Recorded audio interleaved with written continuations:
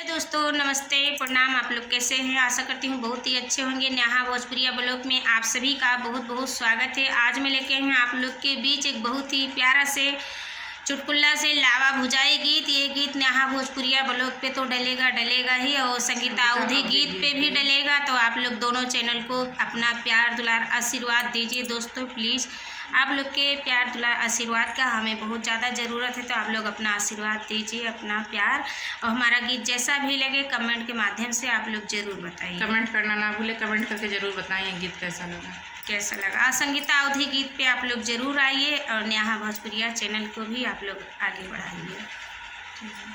कौने छेलवा के बहनिया हो, कौने छेलवा के बहनिया हो, लावा भुजहु न जाने। कौने छेलवा के बहनिया हो, लावा भुजहु न जाने। जो हमरी लावा फटाफट न फूटी है, जो हमरी लावा फटाफट न फूटी है।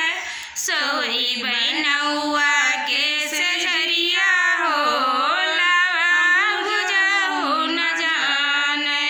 कौने छलवा के बहनिया हो, लावा भुजहु न जाने। जो हमरी लावा फटाफट न फूटी है, जो हमरी लावा फटाफट न फूटी है। सोई महारा के सजरिया हो, लावा भुजहु न जाने। कौने छलवा के बहनिया हो, लावा भुजहु न जाने। जो हमरी लावा फटाफट न फूटी है, जो हमरी लावा फटाफट न फूटी है।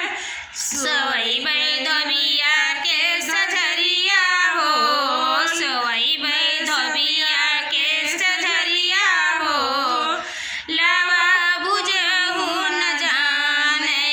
कौने छलवा के बहनी